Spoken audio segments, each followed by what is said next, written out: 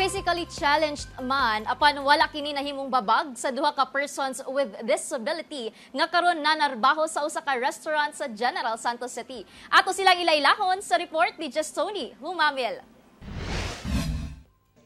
Dakong hagit alang kang Vanessa ug Erwin, pulos PWD ang pagpangita og trabaho. Dugay sab sila nga nagapangita og trabaho, apan pakya sila nga madawat. Maayo na lang kay dunay usa ka restaurant sa General Santos City nga midawat kanila, isip utility staff. Gani human na post ang ilang video online, miani kini og positibong komento.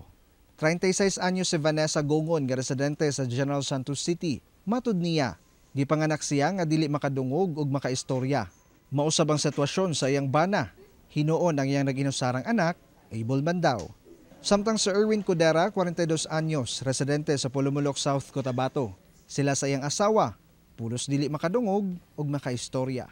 Hinuon ang iyang duha ka anak, able sab, kinsa pulos nag-eskwela sa elementary. Busa doble kayod siya aron mahatagan ug maayong kaugmaon ang mga anak.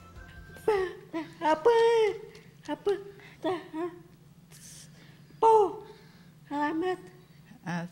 Pasalamat gid sila sa ilang work. Kay wala sila may makitaan gid nga work sa iban.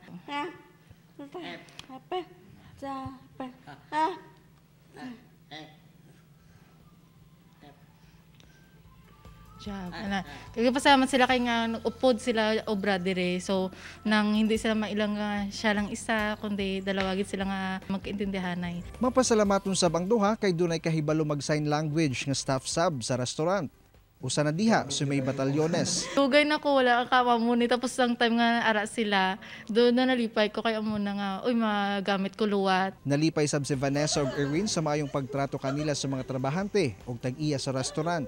Matud sa tag-iya sa restaurant, wala nila matud pagibasihan ang pisikal nga aspeto sa tao.